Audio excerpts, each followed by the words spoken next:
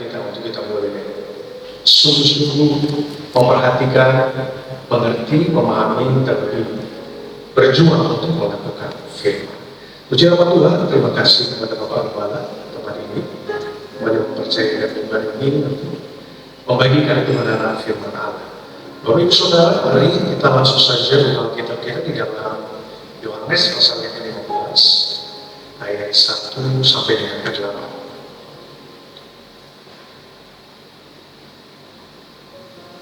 Yohanes pasal yang ke-15 ayat yang pertama sampai yang ke-8.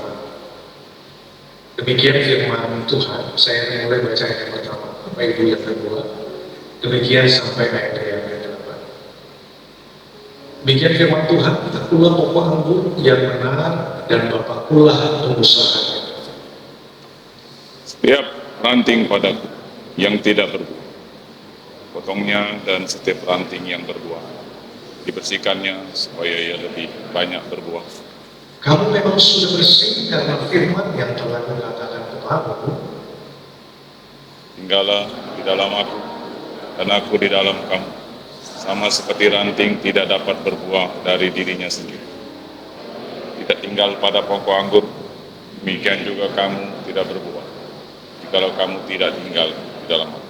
Akulah pokok anggur dan kamulah ranting-rantingnya. Barang siapa tinggal di dalam aku dan aku di dalam dia, ia berbuah banyak. Sebab di luar aku kamu tidak dapat berbuat apa-apa.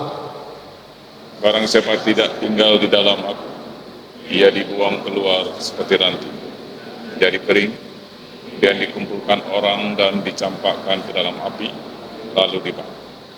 Jikalau kamu tinggal di dalam aku dan firman-Ku tinggal di dalam kamu, minta apa saja yang kamu hendaki dan kamu akan menerimanya. Dalam hal inilah Bapakku dipermuliakan, jika kamu berbuah banyak, dengan demikian kamu adalah murid-murid. Haleluya. Haleluya. Tuhan, Bapak Ibu Saudara dan remaja, firman hari ini adalah firman yang pasti sudah kita sering mendengar. Tidak jauh berbeda juga dengan tema tahunan Full Talent Strong Karakter. Nah, hari ini kita berbicara banyak tentang karakter, tapi pasti ada berbicara tentang talenta, karunia, dan karisma. Tetapi apa sebenarnya yang menghasilkan sebuah karakter? Nah, hari ini kita belajar, izinkan hari ini saya berbagi Pak Saudara tentang firman Allah. Bagaimana kita boleh hidup dan tinggal di dalam kebenaran firman Allah. Hari ini kita belajar bagaimana esensi dari kekristenan. Bukan berarti tema-tema yang lain, bukan tema tentang berbicara tentang esensi. Tetapi bagi saya, hal ini adalah hal yang paling dasar, fondasi dan esensi. Dan hari ini mari kita belajar. Karena hari-hari ini banyak orang mengaku dirinya mengikut Kristus, banyak orang yang mengaku dirinya Kristen, tetapi mereka tidak kaya akan firman Allah. Ini adalah sebuah ketimpangan di dalam kekristenan. Ketika orang terus mengaku bahwa saya orang percaya, saya orang Kristen, saya hidup sesuai melakukan hal ini, tetapi kalau mereka tidak kaya akan kebenaran firman Allah, sebenarnya terjadi ketimpangan Kristen.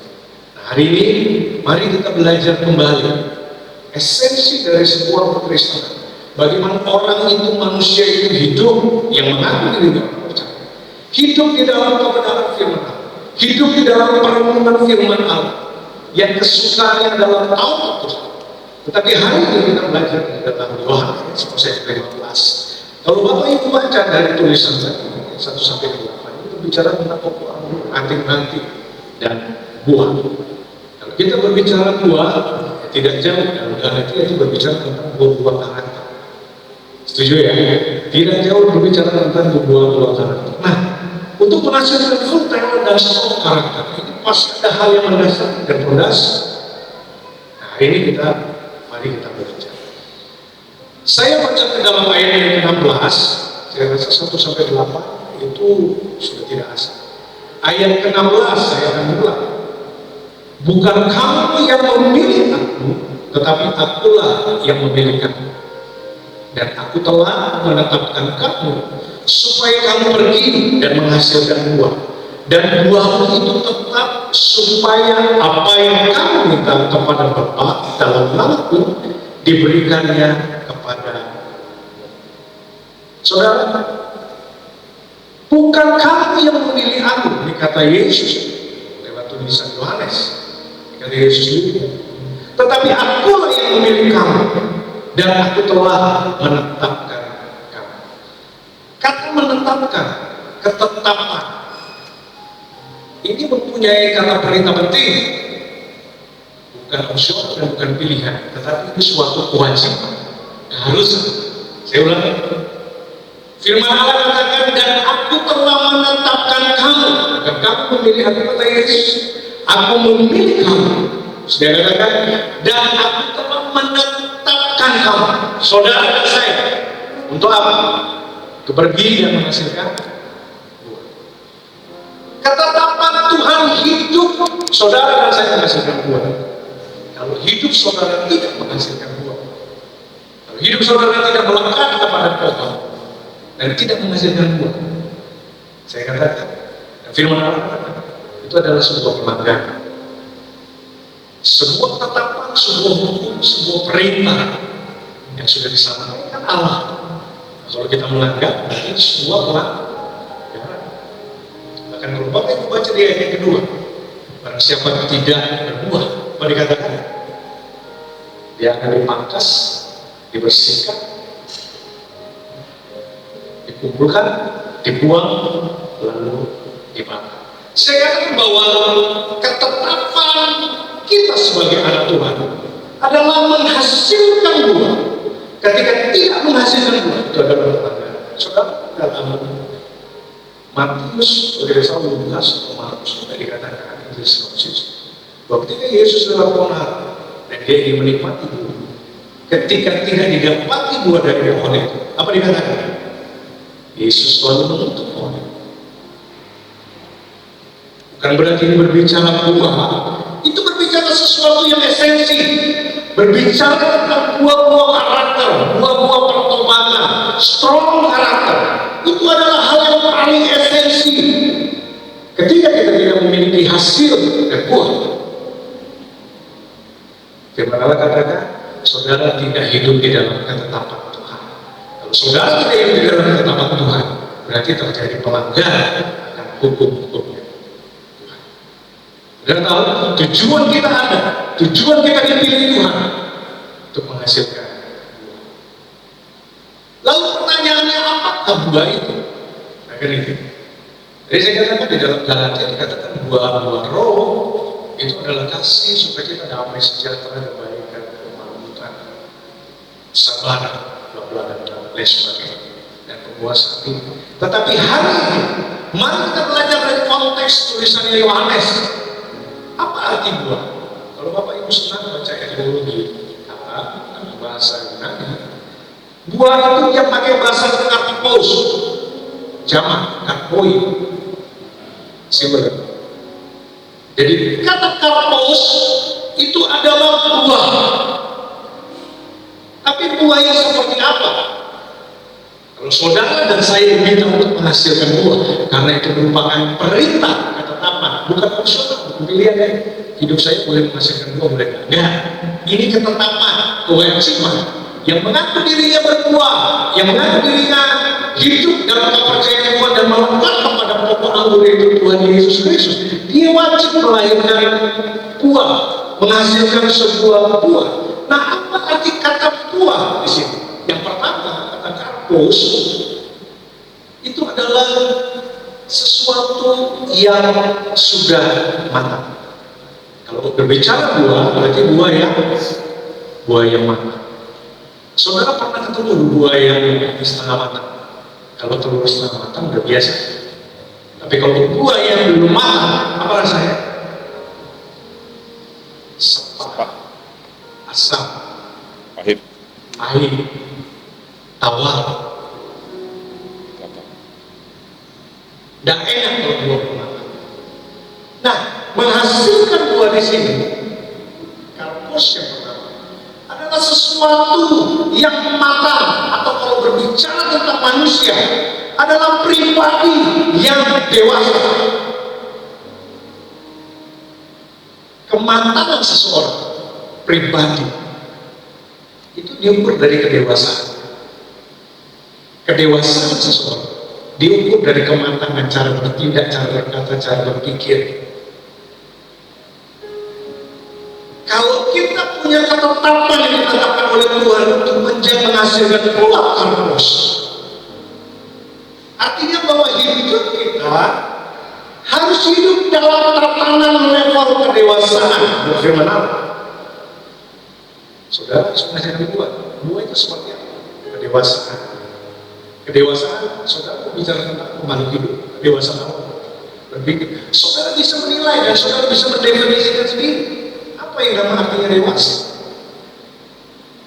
Dewasa itu bisa berdiri sendiri, bisa mandiri, bisa bertanggung jawab terhadap dirinya sendiri, bisa membedakan mana yang baik dan mana yang tidak baik, bisa berpikir panjang, punya hati nurani, tidak mau menang sendiri.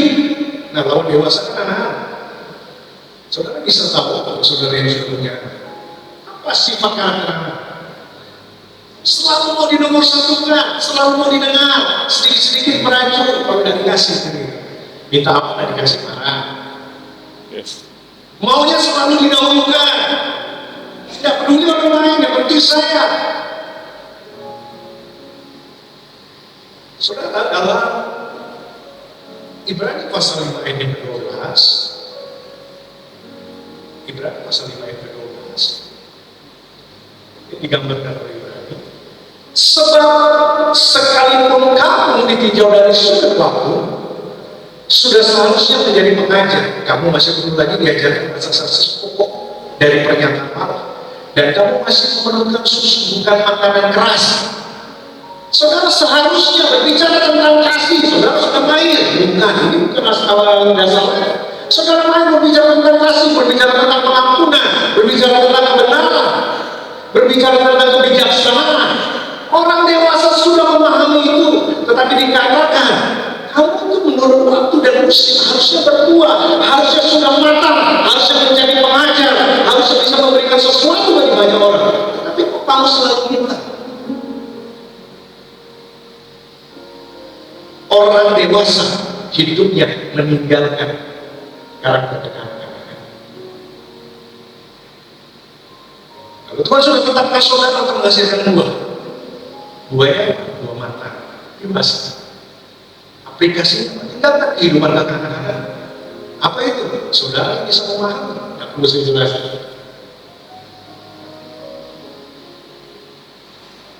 Itu yang pertama. Yang kedua, apa sebenarnya arti karpos? Kalau pertama tadi orang yang matang, dewasa. Yang kedua dikatakan itu berbicara tentang sebuah legacy, sebuah keteladanan. Kamu harus menghasilkan buah. Apa itu? Nah, buah keteladanan. Apa keteladanan? Warisan yang diturunkan memberi suksesi bagi banyak orang, sehingga apa yang kita kerjakan, apa yang kita lakukan, apa yang kita katakan, apa yang kita pikirkan itu ditiru oleh orang di sekitar kita. Itu namanya keteladanan.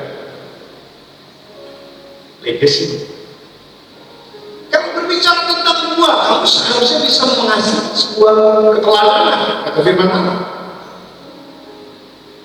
Tetapi kok kamu selalu melihat model terus, contoh terus? Seharusnya kamu harus menjadi model anak Tuhan yang takut akan Tuhan, yang punya karakter baik, strong karakter. Itu harus diperkaya di dalam kehidupan kita dalam sebuah keteladanan. Amin. Saudara, John Maxwell itu biasa berbicara tentang kepemimpinan dan keteladanan. Dia katakan seperti ini: a leader is one who knows the way, goes the way, and shows the way. Pemimpin adalah seorang yang tahu jalan, berjalan di jalan itu, dan menunjukkan jalan tersebut. Pemimpin adalah seorang yang tahu jalan, Dia memberi tahu cara berjalan dengan baik, dan dia menunjukkan arah. Terus buat kalau Albert Einstein dikatakan berbeda. Memberi teladan bukan cara utama. Albert Einstein pemikirannya agak berbeda. Dia katakan memberi teladan bukan cara utama, tapi permainan kata untuk mempengaruhi orang lain, tetapi itu satu-satunya cara. Bukan cara utama, tetapi satu-satunya cara. Itu Albert Einstein katakan. Jadi keteladanan itu adalah satu-satunya cara untuk mengajar orang lain. Jadi kalau kita diminta berbuah, buah kasih, sukacita, damai sejahtera, kebaikan, kelemah lembutan, sabar, kebaikan, kemuasan diri, saudara harus ada di dalam diri saudara, sehingga ketika orang melihat diri saudara menghasilkan sebuah keteladanan, orang itu senang dekat sama saudara, orang itu nyaman sama saudara, orang itu senang mengikuti saudara, bahkan cara saudara ngomong, cara saudara berpikir, cara saudara berkata, cara saudara berbicara, cara saudara berpakaian, cara saudara bertingkah laku, cara saudara beraktivitas, itu selalu diikuti oleh orang-orang yang menyerap energi baik dari sebuah keteladanan saudara. Jadi kalau saudara diminta untuk menjadi teladan, yang bisa memberikan teladan ini hanya orang dewasa yang sudah matang. Saudara, semua riset ada di negara luar berbicara tentang sebuah keteladanan, berbicara tentang arti makna dan tujuan ini. Dia mengambil sampling dari sebuah populasi dari umur 5, 10 sampai 15 tahun, dari 15 sampai 25 sampai 35 dan 50 ke atas. Dia ambil kuesioner, dia katakan, apa sih sebenarnya tujuan? Bagaimana kamu melihat hidup? Dan bagaimana kamu melihat dirimu sendiri? Lalu umur yang 10 sampai 15 tahun ini dia tulis. Dan disimpulkan bahwa mereka itu mempertanyakan dirinya. UMI, dia katakan. Itu kan sekolah minggu kemarin kita tema. UMI, cocok. Anak-anak itu selalu mempertanyakan diri, saya ini siapa ya? Jangan kalau sudah tua, saudara masih nanya saya ini siapa? Kalau lagi mangga, ya kamu nggak tahu siapa saya. Kadang-kadang UMI ini. Siapa saya? Tetapi umur yang 15 sampai 25 beda. What I do? Apa sih yang seharusnya saya kerjakan? Ternyata di umur segitu tuh mereka masih mempertanyakan, seharusnya saya harus mengerjakan apa? Masih banyak pilihan. Saya harus kerja di sini, kerja di sini, kerja di sini. Saya harus ambil mata kuliah ini, mata kuliah ini, mata kuliah ini. Atau saya harus pacarannya sama ini. Apa sih pilih? Bingung. Apa yang harus saya lakukan? Tetapi kalau umur yang sudah 25 sampai 45, kayak saya gini, udah berbeda lagi, pasti berbeda. What can I do my best? Apa sih yang terbaik yang saya harus kerjakan di bidang sana? Memang sesuai dengan umur, di atas 45, di atas 50 tahun, pasti dia katakan, what legacy? Apa keteladanan yang saya sudah berikan selama saya hidup? Ini menurut survei dan riset, artinya kadang-kadang orang tuh baru sadar memberikan keteladanan hidup itu umur 50-an ke atas. Dari pertanyaannya, sekarang panggilan Tuhan itu tidak sampai umur 20, kadang-kadang sebelum itu juga sudah lewat. Nah, kapan kita bisa memberikan keteladanan? Saya mau katakan, ketika saudara sudah mengaku bahwa Tuhan adalah juru selamat saudara, bukan kamu yang memilih aku, tapi aku yang sudah memilih kamu. Tuhan katakan, kamu harus tetap menghasilkan buah. Saudara harus menghasilkan buah. Saudara harus punya sebuah keteladanan dan hidup saudara dewasa. Saudara umur 17 tahun sudah terima Tuhan. Saudara, hidupmu sudah dimulai. Bagaimana, apa keteladanan apa yang kamu bisa berikan bagi adik-adik, bagi orang sekitar, bagi orang kantor, bagi teman sekerja, siapa saja. Jadi perintah Tuhan, hukum Tuhan, ketetapan Tuhan lewat itu, saudara menghasilkan karakter, strong karakter. Ini temanya buat saudara bisa menghasilkan sesuatu yang bisa dinikmati oleh banyak orang, yang mampu meninggalkan kehidupan anak-anak, hidup dewasa di dalam Tuhan, lalu memberikan teladan. Pertanyaan, apakah saudara dan saya sudah memberikan teladan bagi banyak orang? Saudara yang jauh kesini, biarlah menjadi perenungan kita. Sumur saya segini, apakah saya sudah memberikan legacy bagi anak saya, bagi istri, bagi teman-teman, bagi keluarga, bagi partner bisnis, dan semuanya? Itu definisi tentang sebuah buah. Lalu kalau kita sudah memahami apa itu buah adalah sesuatu yang matang, bisa memberikan keteladanan dan legasi. Yang kedua, bagaimana kita bisa menghasilkan buah? Kita sudah tahu buah itu apa. Lalu pertanyaan sekarang, bagaimana kita bisa menghasilkan buah? Yohanes pasal 15 ayat yang keempat. Saya akan cepat. Tinggallah di dalam aku dan aku di dalam kamu. Sama seperti ranting tidak dapat berbuah dari dirinya sendiri, kalau ia tidak tinggal di pokok anggur, demikian juga kamu tidak berbuah jikalau kamu tidak tinggal di dalam aku. Saudara, bagaimana kita bisa berbuah? Itu yang esensi yang saya sampaikan. Kalau kita tahu bahwa itu ketetapan perintah wajib, yang namanya wajib itu penting bagi Tuhan, bagi hukum Tuhan itu sangat penting. Pertanyaannya, kalau kita sudah memahami buahnya, nah, bagaimana Tuhan saya bisa menghasilkan buah di tengah kondisi-kondisi yang saat ini, yang orang ego mementingkan diri sendiri? Lalu bagaimana saya bisa menghasilkan buah, memberikan teladan, tidak mementingkan diri sendiri, tapi mementingkan banyak orang di sekitar saya? Firman Allah katakan, tinggal di dalam aku dan aku di dalam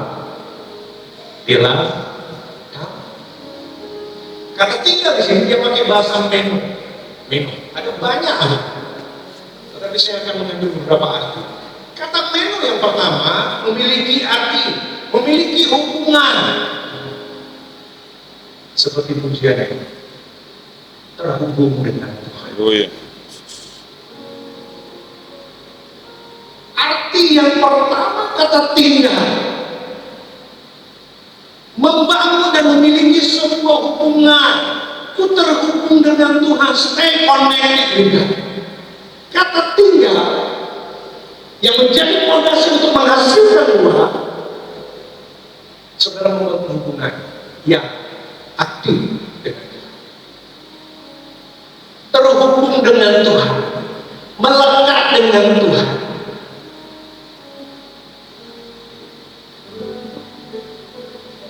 Terhubung dengan Tuhan. Saudara cermati kali ini, selalu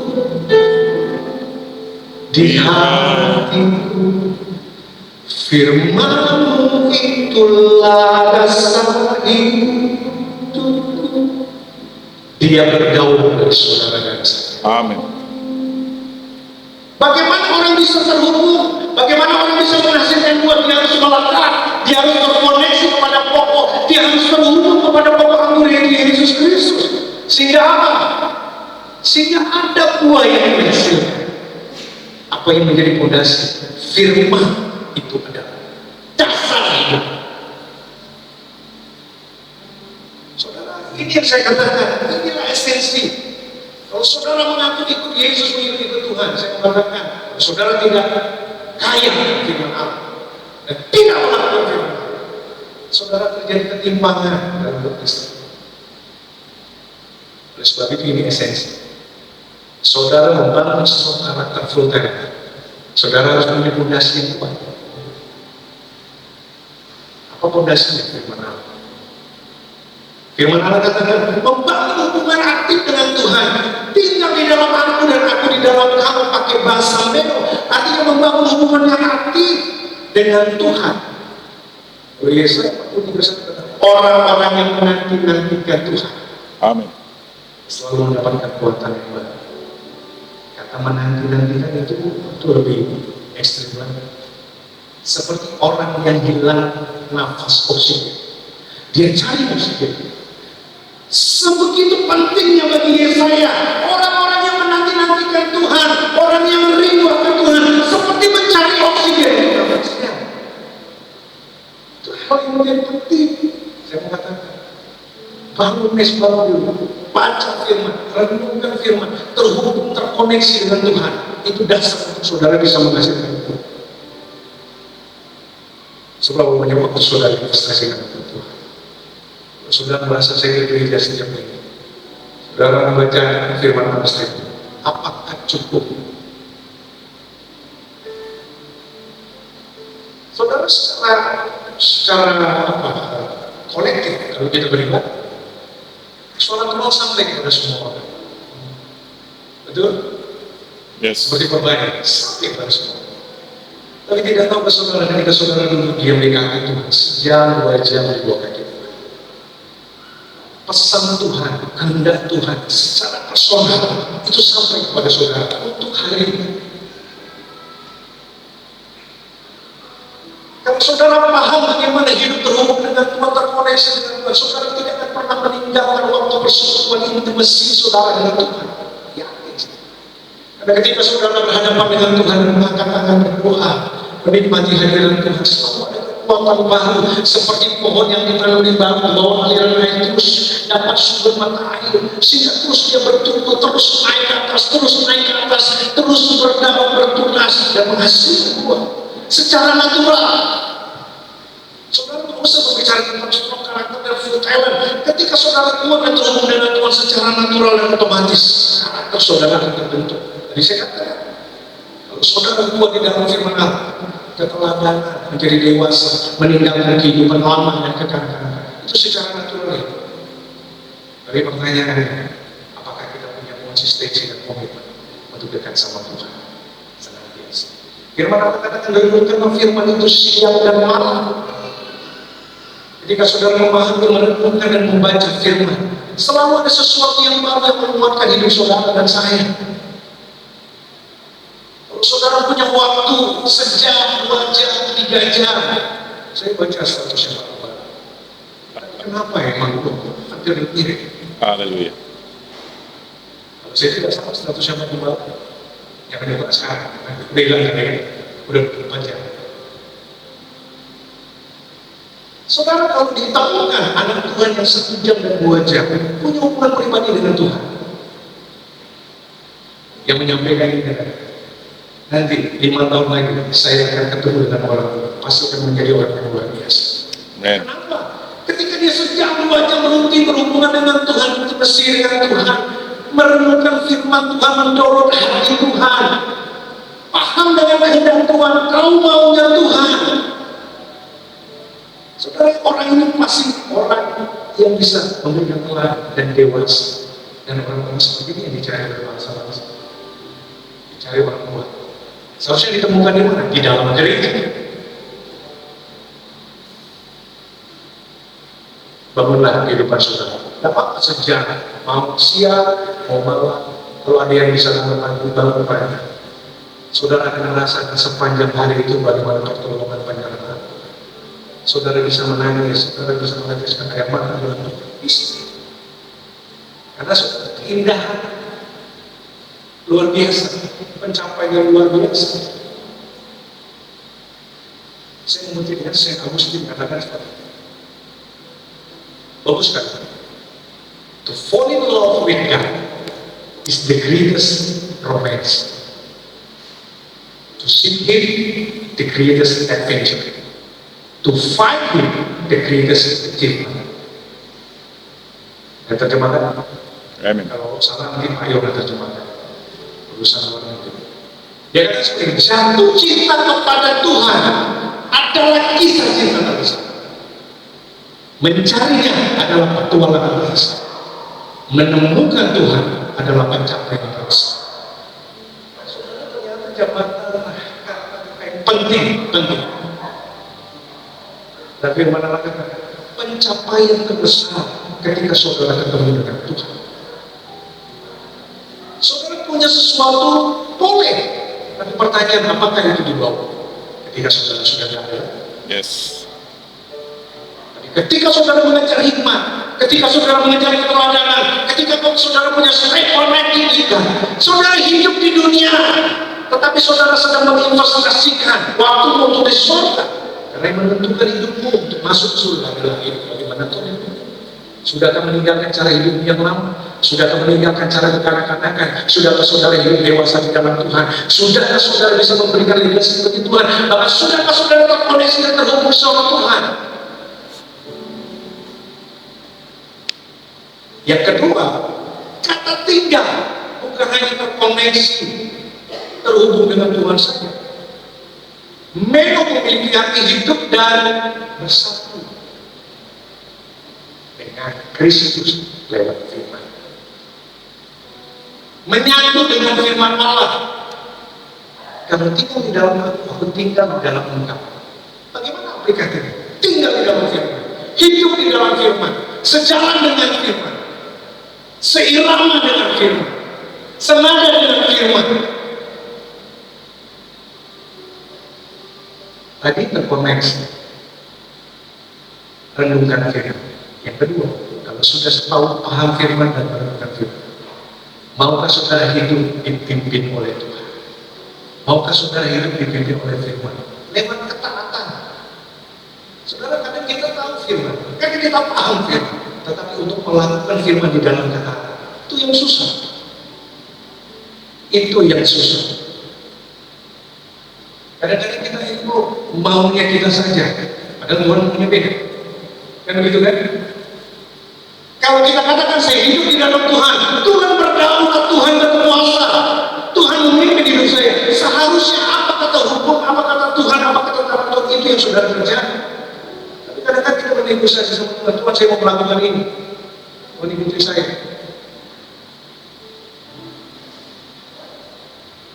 Mazmur pasal 33 ayat 9. Bisa bantu saya tidak? Mazmur 33 ayat 9. Mazmur 33 ayat 9. Mazmur pasal 33 ayat yang ke-9. Sebab Dia berfirman, maka semuanya jadi. Amin. Dia memberi perintah, maka semuanya. Glory. Saudara, kalau saudara punya Tuhan, kalau saudara punya Allah yang Dia katakan berfirman bersabda semuanya jadi, dan Dia perintahkan semuanya ada, seharusnya kan kita dengar apa yang Dia perintahkan, apa yang Dia katakan untuk kita lakukan. Tetapi kadang-kadang kita mendengarkan isi hati kita. Saya mau katakan saya sama saudara, apakah apa yang saudara katakan itu jadi? Apakah sesuatu yang saudara perintahkan itu selalu jadi, selalu ada? Bahkan kalau saudara seorang pemimpin, belum tentu. Kalau apa yang kita perintahkan, apa yang kita lakukan belum tentu jadi. Kenapa kita harus mempertahankan hati, egonya kita? Seharusnya kita melepaskan ego kita, hidup di dalam Allah, jadikan Dia Tuhan yang berdaulat yang memimpin hidup kita. Apa kata Tuhan? Aku lakukan. Apa kata firman? Aku jadi. Amin. Kenapa? Karena firman Allah berkata, sebab Allah berfirman, makanya semuanya jadi. Apa yang saudara bangun hari ini? Apa yang saudara luangkan hari ini belum jadi? Saudara, datang kepada Tuhan, stay connected with Him. Dia kata, semuanya jadi kalau Tuhan sudah berfirman. Amin. Apa yang saudara belum ada? Apa yang saudara belum temukan? Firman Allah mengatakan ketika saudara hidup di dalam kebenaran firman Allah, mereka tinggal di dalam Tuhan. Dia katakan, Dia memberi perintah, maka semuanya ada. Yang tidak ada pun bisa menjadi ada. Yang belum jadi Tuhan bisa jadi. Amin. Asalkan kau melekat dengan Tuhan, asalkan kau terhubung dengan Tuhan, berdaulat Tuhan itu atas hidup. Anak-anak muda, apa yang menjadi masa depan? Apa cita-citamu yang belum kelihatan? Apa yang menjadi yang sudah saudara doakan? Saudara sedang membangun apa? Bangun karir, bangun bisnis, bangun apalah hubungan. Saya katakan kalau Tuhan sudah berfirman, semua Tuhan selalu jadi. Kalau Tuhan sudah perintahkan, semuanya bisa jadi. Yang ayat ke-10 dia katakan, Tuhan menggagalkan rencana bangsa-bangsa yang meniadakan rancangan-rancangan suku bangsa. Setiap rancangan-rancangan bangsa-bangsa, rancangan manusia, bahkan rancangan saudara dan saya, itu dapat digagalkan. Ya, saya rencana saudara dan rancangan kita kadang-kadang berubah. Hari ini begini, besok begini, besok begini, besok begini. Tapi bagi Tuhan, rancangan tidak pernah berubah. Selamanya. Ayat ke-11 dia katakan, tetapi rancangan Tuhan tetap selama-lamanya. Dan rancangan hatinya turun-temurun. Saudara, rancangan saudara berubah, rancangan manusia berubah. Karena hidup ini juga berubah-ubah. Ada volatility and certain kompleksitas, ambigu. Itu kan yang dihadapi zaman sekarang kekinian. Tidak ada kepastian, kompleks banget hidup ini. Berubah-ubah. Tapi saya mengatakan, rencana Tuhan untuk saudara dan saya tetap sama selama-lamanya. Dia ingin menjadikan saudara anak Tuhan yang bisa menghasilkan dua, dewasa sekali. Dan rancangan itu turun-temurun. Saudara tahu turun-temurun maksudnya? Kalau Tuhan sudah memberkati saudara, Tuhan menjadikan sesuatu dan menolong saudara. Yes, amin. Itu bukan sama keturunan saudara saja, ada satu dua keturunan saja. Dan kalau di dalam saudara baca senang, baca ulangan dan Tuhan kita dikatakan Tuhan memberkati orang, Tuhan membuat orang berbahagia itu sampai keturunan ke-7, sampai keturunan ke-8, bahkan sampai keturunan ke-12. Yes. Saudara, orang terkaya dimanapun saudara, ini pernah riset 30 tahun dilihat orang yang punya banyak, orang yang punya harta kekayaan baik. Hitung saja, keturunan pertama masih kuat, keturunan kedua sudah setengah kuat, keturunan ketiga sudah kaya. Kenapa? Ketika tidak dibangun dengan legasi, dengan hikmah, apa yang sudah dicapai oleh leluhur itu bisa hilang karena tidak bisa mengelola dan menjaga dengan baik. Tetapi firman Allah katakan, tetapi rencana Tuhan tetap untuk selamanya, rancangan hatinya itu berbahagialah yang 12 bangsa yang Allahnya ialah Tuhan. Saudara dan saya pribadi, siapa Allah? Tuhan kita. Berbahagialah suku bangsa yang dipilihnya menjadi miliknya sendiri. Ayat yang 12. Kita berbahagia. Bagi orang yang punya Tuhan, Tuhan janjikan dia akan berbahagia sampai ke tujuan. Dia akan diberkati, dia akan memperoleh hikmah.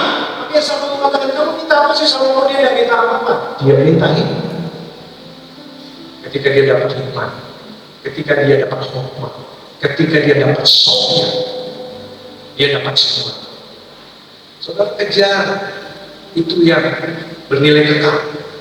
Jangan kejar yang bernilai sementara. Ketika saudara mengejar yang bernilai kekal, yang sementara itu Tuhan sanggup tambah. Kalau saudara mencari dulu kerajaan Allah yang kebenaran, maka semuanya itu akan ditambah. Jangan kejar yang aksesoris. Karena kejar yang aksesoris, saudara tinggal dunia ini tidak bisa dibawa. Tetapi ketika saudara kejar hikmah, ketika kejar sofya, ketika saudara kejar hikmah, ketika kejar firman Allah, saudara akan mendapat hal yang berbeda. Amin. Dan sebab itu investasikan waktu untuk Tuhan. Kejar Tuhan, cari wajah Tuhan. Yang terakhir, ayat yang 15, pasal yang 15 ayat yang 15. Akulah anggur dan kamulah ranting-ranting. Barang siapa tinggal di dalam aku dan aku di dalam dia, ia berbuah banyak. Sebab di luar aku kamu tidak dapat berbuat apa-apa. Ketika saudara tinggal di dalam Tuhan, saudara masih meninggalkan kehidupan kekanak-kanakan dan menjadi dewasa dan menghasilkan sebuah keturunan. Tetapi ketika saudara tidak tinggal di dalam Tuhan, firman Allah katakan saudara tidak bisa berbuat apa-apa. Indonesia katakan tidak bisa berbuat apa-apa.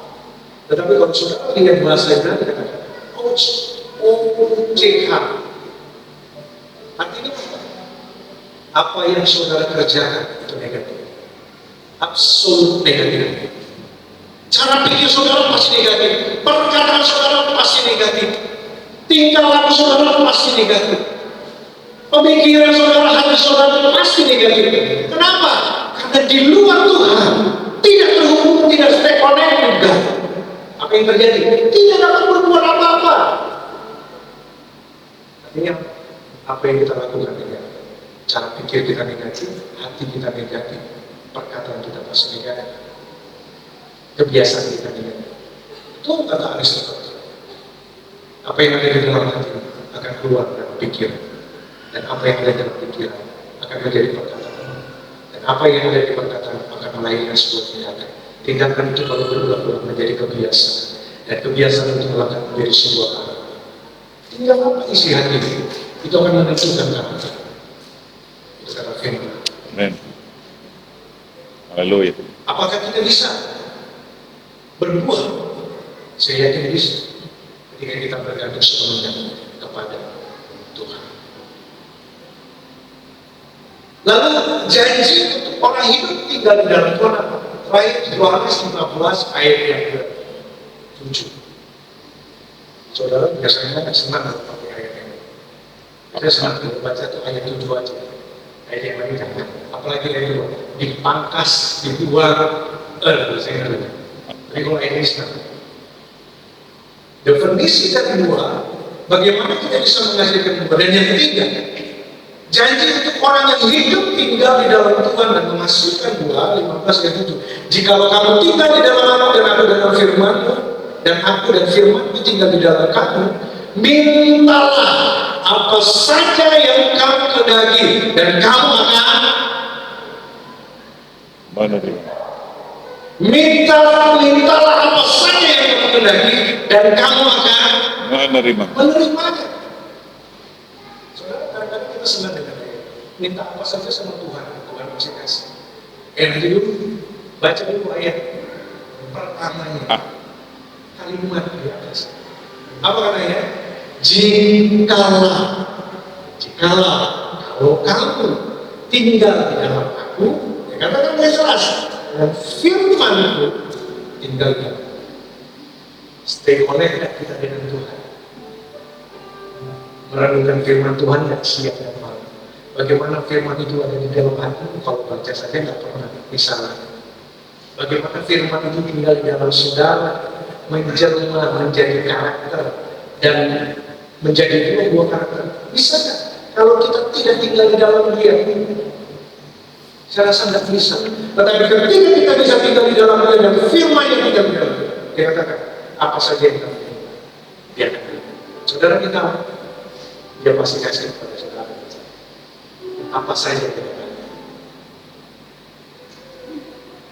Tapi kalau berbicara konteks ini, kita kan harus baca sesuai konteks. Kalau dalam konteks ini, apa saja yang kamu kehendaki pasti Tuhan berikan. Amin. Apa itu? Yang pertama, kalau saudara doamu masih menjawab Tuhan, apa saja yang saudara doa. Tapi asalkan saudara minta, Tuhan saya berdoa dan minta kekuatan untuk meninggalkan hidup dengan kadang-kadang dan masuk pada hidup kedewasaan dan untuk memberikan keterangan. Tuhan pasti jawab doa saudara. Yang kedua, kalau saudara berdoa, Tuhan taruh hati yang rindu dengan Tuhan supaya saya bisa berhubung dengan Tuhan, mencari wajah Tuhan, merenungkan firman Allah siang dan malam, dan aku minta supaya aku bisa bersatu dengan firman Allah dan terus mengejar keserupan dengan Kristus. Saya berani pastikan Tuhan pasti jawab. Yes. Itu maksudnya. Nah, saudara jangan minta yang lain dulu. Kalau saudara dapat meminta sebuah keteladanan, bisa menghasilkan Tuhan, bisa hidup tinggal di dalam Tuhan, bisa menghidupi firman, bisa mengejar keserumpaan dengan Kristus. Karakter dia terbangun, talenta pasti dia pertajam, bahkan aksesoris apa yang sudah butuhkan dalam bisnis, dalam pekerjaan, dalam karir, dalam pendidikan, Tuhan sanggup memberikan itu kepada saudara dan saya, asalkan saudara bergantung sepenuhnya kepada Tuhan. Ayat 8 tadi, dalam hal inilah dia katakan, Bapakku di dalam. Yes. Yaitu jika kamu berbuah banyak, dengan demikian kamu adalah lebih mulia. Saudara, ketika saudara hidup berbuah, ketika saudara hidup bergantung sepenuhnya sama Tuhan dan menghasilkan legacy di dalam Tuhan, Tuhan itu dipermuliakan ketika hidupmu dapat menjadi saksi dan membawa banyak jiwa untuk dipermuliakan saudara kerajaan Allah. Apakah kita bisa menghasilkan buah dan mengajarkan sebuah dengan Kristus? Saya rasa bisa. Kenapa? Karena Allah sendiri sudah memberikan anaknya Yesus Kristus kepada saudara dan saya. Untuk apa? Supaya saudara bisa meneladani. Dia sudah berikan tuntunan, dia sudah berikan Allah, dia sudah berikan mulia. Supaya apa? Supaya saudara bisa menjadi serupa dengan Puji nama Tuhan, demikian firman Allah. Sampai jumpa.